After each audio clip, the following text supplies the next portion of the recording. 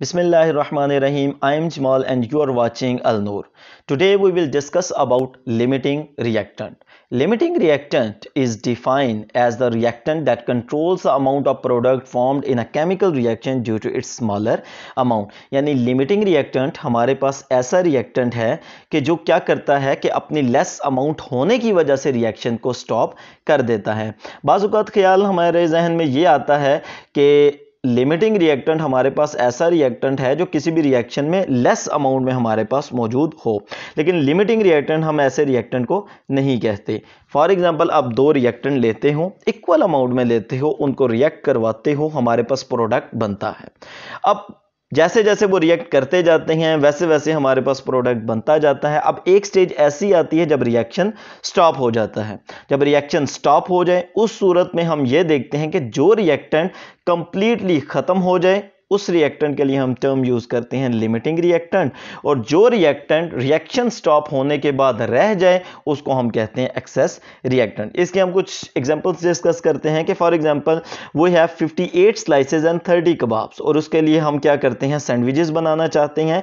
तो पर सैंडविच हमें 2 स्लाइसेस और 1 कबाब की नीड है। तो हम क्या करते हैं कि सैंडविचेस बनाते जाते हैं।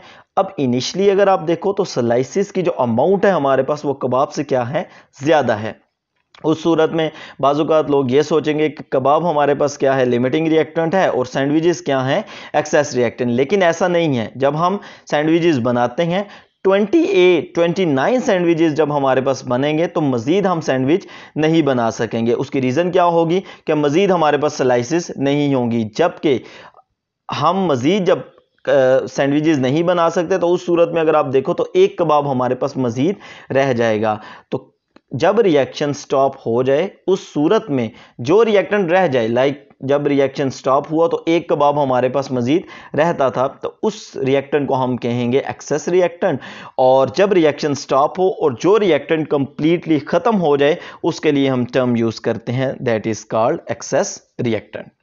इसी की एक और एग्जांपल हम देखते हैं कि अगर हम हाइड्रोजन और ऑक्सीजन का रिएक्शन करवाएं तो हमारे पास वाटर बनता है। If we have 2 moles of hydrogen and 2 moles of oxygen, अगर हम इन दोनों को रिएक्ट कराएं कि 2 मोल्स हमारे पास हाइड्रोजन है, 2 मोल्स हमारे पास क्या है, ऑक्सीजन है, इनको हम रिएक्ट करवाते हैं तो 2 मोल्स वाटर बनने के बाद रिएक्शन क्या होगा, स्टॉप हो जाएगा। तो जब रिएक्शन स्टॉप होगा उस सूरत में जब हम देखेंगे तो हाइड्रोजन की हमारे पास जो अमाउंट है वो नहीं होगी, जबकि ऑक्सीजन हमारे पास 1 मोल फिर भी बाकी होगा। तो ऑक्सीजन हमारे पास क्या होगा, एक्सेस रिएक्टेंट, और हाइड्रोजन हमारे पास क्या होगा, लिमिटिंग रिएक्टेंट। क्योंकि इस रिएक्शन में होता क्या है कि 2 मोल्स हाइड्रोजन रिएक्ट करते हैं 1 मोल ऑक्सीजन के साथ, और हमारे पास 2 मोल वाटर के मॉलिक्यूल बनते हैं। तो 2 मोल हाइड्रोजन के लिए 1 मोल हमें ऑक्सीजन चाहिए, और अगर हम इक्वल अमाउंट लेते हैं तो 2 मोल जब 1 मोल के साथ रिएक्ट करेगा तो 1 मोल हमारे पास ऑक्सीजन तो पड़ा है, लेकिन हाइड्रोजन की जो हमारे पास अमाउंट है वो खत्म हो चुकी है। तो हाइड्रोजन हमारे पास क्या होगा, लिमिटिंग रिएक्टेंट, और ऑक्सीजन हमारे पास क्या होगा, एक्सेस रिएक्टेंट। अब जब भी हमने आइडेंटिफाई करना हो किसी भी रिएक्शन में कि लिमिटिंग रिएक्टेंट कौन सा है, कि आप 2 रिएक्टेंट लेते हो, उनको रिएक्ट करवाते हो, हमारे पास प्रोडक्ट बनता है।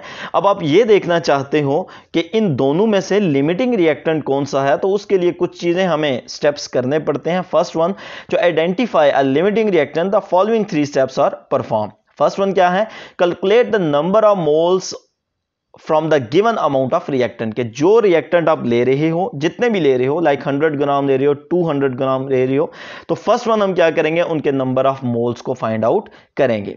Second one, find out the number of moles of product with the help of balanced chemical equation, के सेकंड वन हम क्या करेंगे, पहले हमने number of moles of reactant को फाइंड किया। आपने 2 रिएक्टेंट लिए, 3 रिएक्टेंट लिए, तो क्या करेंगे हम, फर्स्ट वन उनके नंबर ऑफ मोल्स को फाइंड आउट करेंगे। सेकंड स्टेप हमारे पास क्या होगा कि हम number of moles of product को फाइंड आउट करेंगे बाय कंपेयरिंग, कि एक तरफ आप एक रिएक्टेंट को रखोगे, दूसरी तरफ आप प्रोडक्ट को रखोगे, और उनके नंबर ऑफ मोल्स को कंपेयर करके आप number of moles of product find out करोगे। इसी तरह आप सेकेंड रिएक्टेंट लोगे और वही आप प्रोडक्ट रखोगे और नंबर ऑफ मोल्स को आप कंपेयर करोगे। थर्ड स्टेप में हम क्या करते हैं, identify the reactant which produces the least amount of product as a limiting reactant. अब जब हमने कंपेयर किया तो इन दोनों रिएक्टेंट में से जो रिएक्टेंट आपको least amount of product provide करेगा, यानी आपके पास नंबर ऑफ मोल्स प्रोडक्ट के जिस रिएक्टेंट की वजह से कम प्रोड्यूस होंगे, वो रिएक्टेंट हमारे पास क्या होगा, लिमिटिंग रिएक्टेंट। इसके लिए हम एक एग्जांपल देखते हैं, फर्स्ट वन, तो मजीद ये क्लियर होगा। एग्जांपल हमारे पास है कि ammonia gas can be prepared by heating together two solids ammonium chloride and calcium hydroxide, कि जब हम अमोनियम क्लोराइड और कैल्शियम हाइड्रोक्साइड को आपस में रिएक्ट करवाते हैं तो हमारे पास अमोनिया गैस की प्रोडक्शन होती है। If a mixture containing 100 gram of each solid is heated, कि आप अमोनियम क्लोराइड भी 100 ग्राम ले रहे हो और कैल्शियम हाइड्रोक्साइड भी हम क्या कर रहे हैं, 100 ग्राम ले रहे हैं। अगर इस चीज को देखा जाए तो दोनों की अमाउंट तो सेम है, तो इनमें लिमिटिंग रिएक्टेंट कौन सा होगा, उस चीज को हम फाइंड आउट करेंगे। इसके लिए आप एक चीज ध्यान में रखो कि जरूरी नहीं है कि जिसकी अमाउंट हम कम लें वो हमारे पास लिमिटिंग रिएक्टेंट हो। आप इक्वल लोगे तब भी उनमें से एक लिमिटिंग रिएक्टेंट होगा। हो सकता है कि लाइक इसी में मैं एग्जांपल लेता हूं कि आप अमोनियम क्लोराइड 100 ग्राम लो और कैल्शियम हाइड्रोक्साइड आप 90 ग्राम लो, तो यह भी हो सकता है कि कैल्शियम हाइड्रोक्साइड आपके पास एक्सेस रिएक्टेंट हो, हालांकि आपने 90 ग्राम लिया, और अमोनियम क्लोराइड आपके पास क्या हो, लिमिटिंग रिएक्टेंट हो। तो इसके लिए जरूरी नहीं है कि आपने उनके मैस को देखना है। तो अगर हम 100 ग्राम अमोनियम क्लोराइड और 100 ग्राम कैल्शियम हाइड्रोक्साइड को रिएक्ट करवाते हैं, हमारे पास अमोनिया गैस प्रोड्यूस होगी। तो क्वेश्चन में क्या कहता है, calculate the number of grams of ammonia produce. तो फर्स्ट वन हमने ये देखना है कि हमारे पास इन दोनों को 100 ग्राम लेने से अमोनिया कितना प्रोड्यूस होगा, and the second one is calculate the excess amount of reagent left unreacted। अब उनमें से जो एक्सेस रिएक्टेंट है, यानी हमने दो रिएक्टेंट लिए, जाहिर सी बात है उनमें से एक लिमिटिंग रिएक्टेंट होगा और एक एक्सेस रिएक्टेंट होगा। अब जो हमारे पास एक्सेस रिएक्टेंट है वो हमारे पास कितना बाकी रह जाएगा, उस चीज को हमने फाइंड आउट करना है।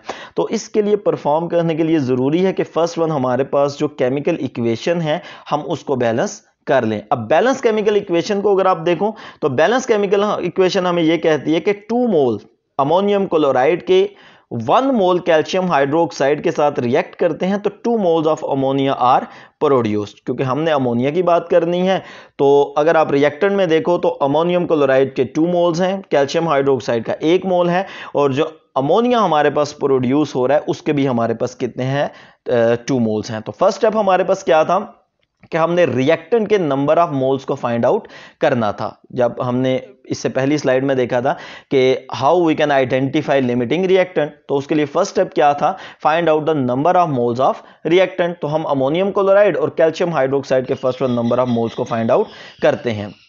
First one, convert the given amount of both reactants into their number of moles. तो फर्स्ट स्टेप हमारे पास यही था कि हमने नंबर ऑफ मोल्स को फाइंड आउट करना था।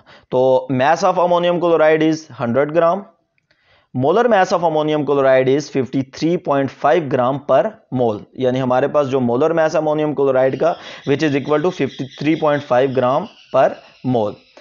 आगे सॉरी ये मैस लिखा है तो ये मोल्स है हमारे पास। Moles of ammonium chloride 100 gram divided by 53.5 gram per mole is equal to 1.87 mole.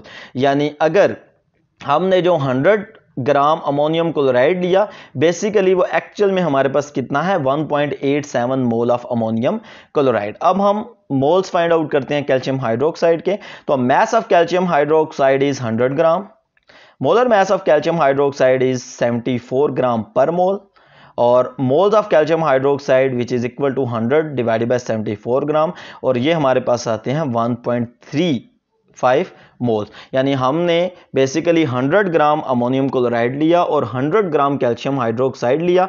Actual में ये बेसिकली हमारे पास 1.87 मोल्स अमोनियम क्लोराइड के थे और 1.35 मोल हमारे पास किस चीज के थे, कैल्शियम हाइड्रोक्साइड के। तो फर्स्ट स्टेप हमारे पास ये था कि हमने number of moles of reactant को फाइंड आउट करना था। नेक्स्ट स्टेप हमारे पास ये था कि हमने प्रोडक्ट में लाइक अमोनिया की अगर हम बात करें तो उसके साथ हमने नंबर ऑफ मोल्स को कंपेयर करना है और यह देखना है कि which reactant produces least amount of product. तो अब हम कंपेयर करते हैं पहले अमोनियम क्लोराइड को अमोनिया के साथ। तो अगर हम बैलेंस केमिकल इक्वेशन को देखें तो 2 moles of ammonium chloride produces 2 moles of ammonia. इसमें आप देख सकते हो कि ये हमारे पास 2 मोल्स अमोनियम क्लोराइड के हैं और ये 2 मोल्स हमारे पास अमोनिया के प्रोड्यूस कर रहे हैं। अब जाहिर सी बात है, अगर 2 मोल्स अमोनियम क्लोराइड है और 2 मोल्स हमारे पास अमोनिया प्रोड्यूस हो रहा है, तो अगर आप 1 मोल अमोनियम क्लोराइड लोगे तो हमारे पास 1 मोल ही अमोनिया प्रोड्यूस होगा, जबकि एक्चुअल में जो हमारे पास अमोनियम क्लोराइड है वो कितना है, 1.87 मोल। तो जाहिर सी बात है, अगर 1.87 मोल हमारे पास अमोनियम क्लोराइड के हैं तो अमोनिया भी हमारे पास 1.87 ही मोल ही प्रोड्यूस होगा। अब अमोनियम क्लोराइड के एतबार से देखें तो हमारे पास अमोनिया के जो नंबर ऑफ मोल्स प्रोड्यूस होते हैं वो कितने हैं, 1.87 मोल्स। अब हम कंपेयर करते हैं कैल्शियम हाइड्रोक्साइड के साथ। तो कैल्शियम हाइड्रोक्साइड को जब अमोनिया के साथ कंपेयर करते हैं तो बैलेंस केमिकल इक्वेशन में क्या है कि 1 मोल अगर हम कैल्शियम हाइड्रोक्साइड का लेते हैं तो 2 मोल्स हमारे पास अमोनिया के प्रोड्यूस होते हैं। अगर हम 1.35 मोल्स कैल्शियम हाइड्रोक्साइड के लेंगे तो हमारे पास 2.7 मोल अमोनिया के प्रोड्यूस होंगे। अब अगर हम अमोनियम क्लोराइड के एतबार से देखें तो 1.87 मोल हमारे पास अमोनिया के प्रोड्यूस होंगे, और अगर कैल्शियम हाइड्रोक्साइड के एतबार से देखें तो हमारे पास 2.70 मोल हमारे पास प्रोड्यूस होंगे। थर्ड स्टेप हमने ये कहा था कि वो रिएक्टेंट जो लीस्ट अमाउंट ऑफ प्रोडक्ट को प्रोड्यूस करे, that is called a limiting reactant. अब इन दोनों में अगर देखा जाए तो 100 ग्राम जो अमोनियम क्लोराइड है विच इज इक्वल टू 1.87 मोल, वो हमें least amount of ammonia produce कर रहा है। यानी अगर अमोनियम क्लोराइड के एतबार से देखें तो 1.87 मोल प्रोड्यूस हो रहे हैं, और अगर कैल्शियम हाइड्रोक्साइड के एतबार से देखें तो 2.70 मोल प्रोड्यूस हो रहे हैं। तो हमारे पास जो अमोनियम क्लोराइड है ये हमारे पास क्या होगा, लिमिटिंग रिएक्टेंट। यानी जब ये 1.87 मोल्स अमोनिया के हमें दे देगा उसके बाद अमोनियम क्लोराइड हमारे पास खत्म हो जाएगा, जबकि कैल्शियम हाइड्रोक्साइड हमारे पास बाकी रह जाएगा। तो अब हम इसमें मैस ऑफ अमोनिया को फाइंड आउट करते हैं। तो अमोनियम क्लोराइड चूंकि लिमिटिंग रिएक्टेंट है, least amount of product obtain करता है which is equal to 1.87 moles. इसको आप अमोनिया के मोलर मैस के साथ मल्टीप्लाई कर लो तो हमारे पास मैस ऑफ अमोनिया आ जाएगा। यानी आप अगर 100 ग्राम अमोनियम क्लोराइड लेते हो और 100 ग्राम ही कैल्शियम हाइड्रोक्साइड लेते हो तो हमारे पास 31.79 ग्राम आपके पास अमोनिया प्रोड्यूस होगा। अब नेक्स्ट वन हम चेक करते हैं इसमें amount of reagent present in excess. अब कैल्शियम हाइड्रोक्साइड हमारे पास एक्सेस में था, तो उसका क्वेश्चन ये था कि जब रिएक्शन स्टॉप कर जाएगा तो कैल्शियम हाइड्रोक्साइड हमारे पास कितना रह जाएगा। तो इसके लिए बेसिकली अमोनियम क्लोराइड हमारे पास 1.87 मोल यूज हुआ, तो हम ये देखेंगे कि 1.87 मोल कैल्शियम हाइड्रोक्साइड के कितने मोल्स के साथ रिएक्ट करके हमारे पास 31.79 ग्राम अमोनिया की प्रोडक्शन कर रहा है। तो इसके लिए हम इन दोनों को आपस में कंपेयर करते हैं। तो अगर बैलेंस केमिकल इक्वेशन के एतबार से आप देखो तो 2 मोल अमोनियम क्लोराइड हमारे पास 1 मोल कैल्शियम हाइड्रोक्साइड प्रोड्यूस कर रहा है, और अगर हमारे पास 1 मोल अमोनियम क्लोराइड होगा तो 1/2 मोल हमारे पास कैल्शियम हाइड्रोक्साइड के आ जाएंगे। तो 1.87 मोल अगर हमारे पास अमोनियम क्लोराइड है तो कैल्शियम हाइड्रोक्साइड हमारे पास कितना आएगा, 0.935 ग्राम यानी मोल्स। अगर आप 1.7 मोल की बात करें अमोनियम क्लोराइड की तो वो कितने कैल्शियम हाइड्रोक्साइड के साथ रिएक्ट करेगा, ओनली 0.935 मोल्स। तो बाकी नंबर ऑफ मोल्स हमारे पास क्या रहेंगे, बाकी रह जाएंगे। तो इसमें अगर आप बाकी नंबर ऑफ मोल्स की बात करो तो number of calcium hydroxide taken हमने कितने लिए थे initially, 1.35 moles. Number of moles of calcium hydroxide used 0.935 moles. Number of moles of calcium hydroxide left behind कितने हमारे पास बाकी रह गए, which is equal to 0.415 moles. Mass of calcium hydroxide left unreacted, तो आप इसी को नंबर मोलर मैस के साथ मल्टीप्लाई कर दो तो हमारे पास मैस आ जाएगा 30.71 ग्राम। यानी अगर आप 100 ग्राम अमोनियम क्लोराइड लेते हो, 100 ग्राम कैल्शियम हाइड्रोक्साइड लेते हो और उनको आपस में रिएक्ट करवाते हो तो हमारे पास आई थिंक वो 30 ग्राम था अमोनिया प्रोड्यूस होगा, और बाकी हमारे पास ये जो रह जाएगा वो 30.71 ग्राम कैल्शियम हाइड्रोक्साइड हमारे पास अनरिएक्टेड रह जाएगा जो कि एक्सेस में होगा। It means that we should have mixed 100 gram of ammonium chloride with 69.3 gram of calcium hydroxide to get 1.87 moles of ammonia. कि हम क्या करते हैं कि जो हमने 100 ग्राम लिया एक्चुअल में क्या होगा कि 100 ग्राम अमोनियम क्लोराइड हमारे पास रिएक्ट करेगा only 69.3 gram of calcium hydroxide और हमारे पास 1.87 मोल्स अमोनिया के प्रोड्यूस होंगे और बाकी 30.71 जो हमारे पास ग्राम है कैल्शियम हाइड्रोक्साइड वो अनरिएक्टेड रह जाएगा, which is called excess reactant. अब अमोनियम क्लोराइड चूंकि 100 ग्राम सारा का सारा यूज हो गया तो अमोनियम क्लोराइड को हम कहेंगे ये हमारे पास क्या है, लिमिटिंग रिएक्टेंट। Thanks for